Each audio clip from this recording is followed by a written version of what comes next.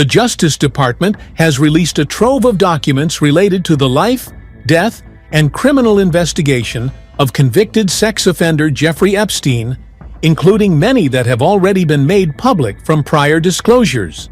Others are filled with heavy redactions. Among the new, previously unseen files released Friday were several photos of former President Bill Clinton, including one of him in a hot tub with a person whose face has been redacted. Another shows Clinton standing next to Epstein. Clinton is also pictured at an event with rock star Mick Jagger and a female whose face has been redacted. Some of the most sought-after information was redacted, including 119 pages of New York grand jury testimony.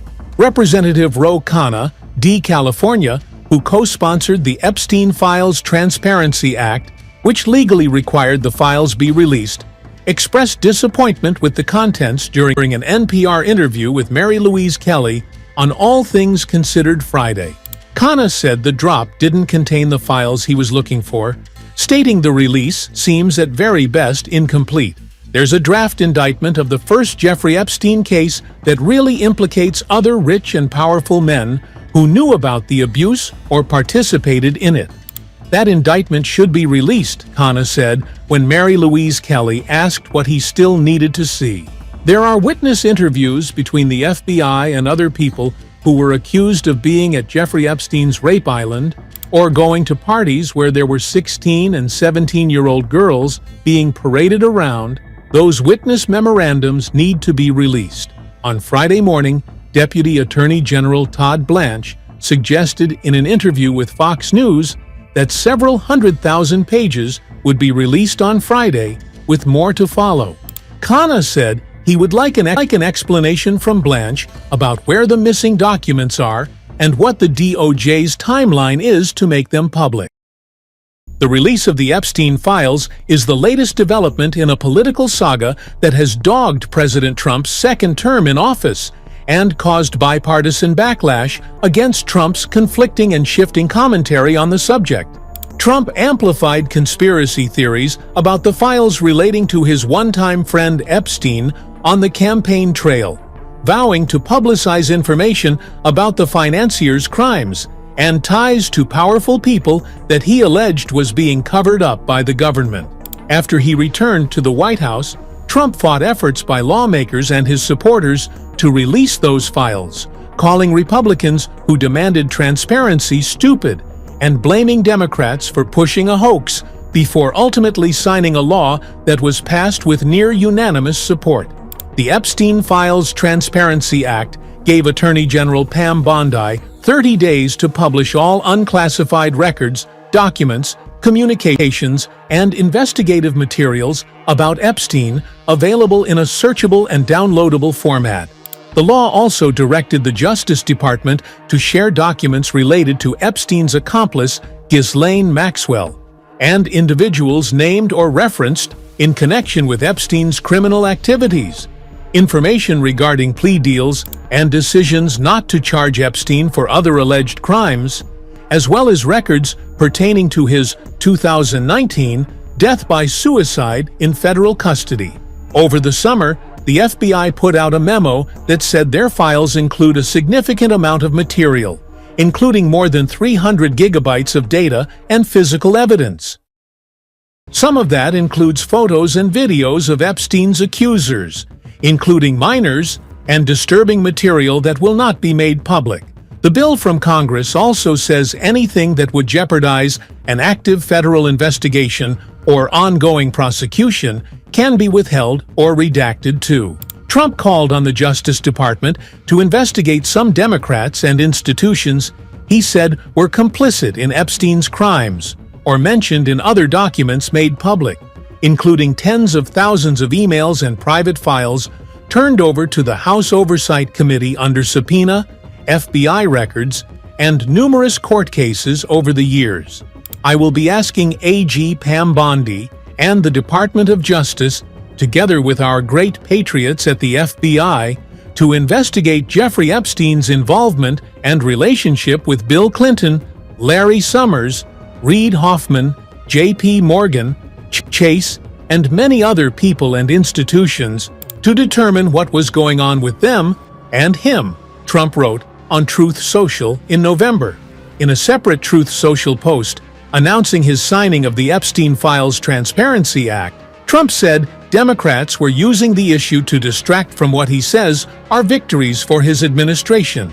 Perhaps the truth about these Democrats and their associations with Jeffrey Epstein will soon be revealed, because I have just signed the bill to release the Epstein files, he posted.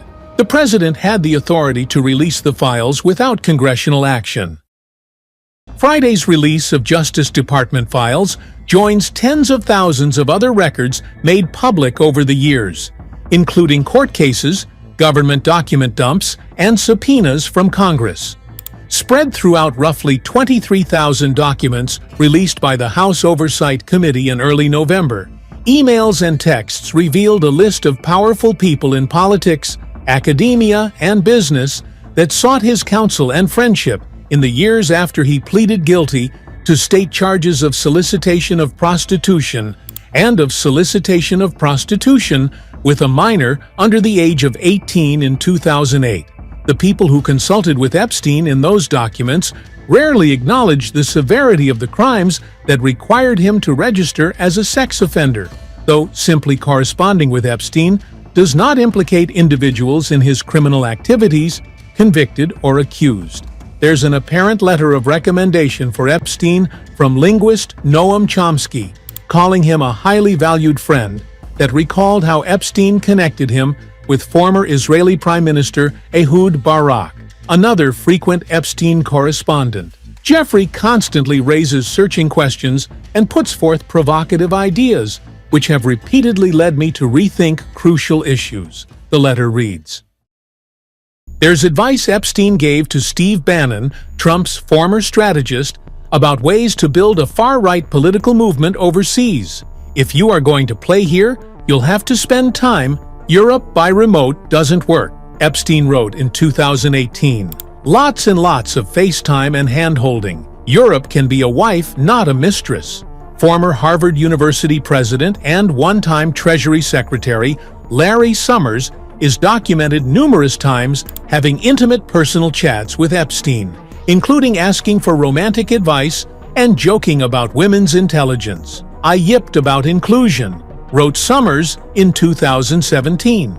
I observed that half the IQ world was possessed by women without mentioning they are more than 51% of population. In the weeks since the latest Epstein emails release, he has resigned from the board of OpenAI and abruptly left his teaching role at Harvard, as the university announced a probe of information concerning individuals at Harvard included in the newly released Jeffrey Epstein documents to evaluate what actions may be warranted.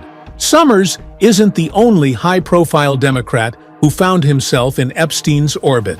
Catherine Remler, former White House counsel in the Obama administration and current chief legal officer for Goldman Sachs, messaged with Epstein before and during Trump's first term. Trump is living proof of the adage that it is better to be lucky than smart, she wrote in August 2015.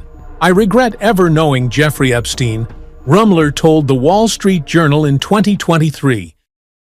Trump was a frequent subject of emails and text messages in the latest private Epstein file tranche, well over 1,000 different mentions, though mainly the subject of Epstein's near obsession with his presidency, as the latter positioned himself as a Trump whisperer of sorts to his powerful associates.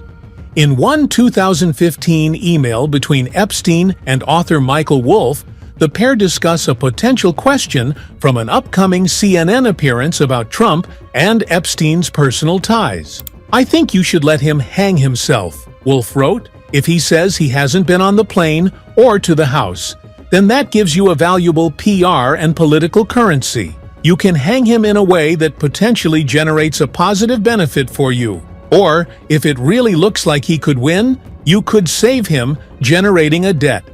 Another email Epstein sent in 2011 to Ghislaine Maxwell, his associate who has been convicted on trafficking charges, called Trump the dog that hasn't barked, and says Trump spent hours at my house with one of the alleged sex trafficking victims. Still another is a 2019 message between Epstein and Wolf, in which the disgraced financier wrote that of course Trump knew about the girls, as he asked Ghislaine to stop.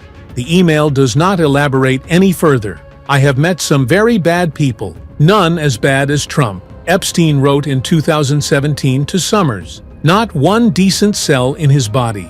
In September, House Democrats released more than 200 pages of a birthday book for Epstein created more than 2 decades ago that includes a lewd drawing and letter that appears to be signed by Trump. The president, who has consistently denied any meaningful connection to Epstein, called the drawing and signature fake. In July, Trump told reporters that he and Epstein fell out because Epstein hired away young female employees who worked at the spa at Mar-a-Lago.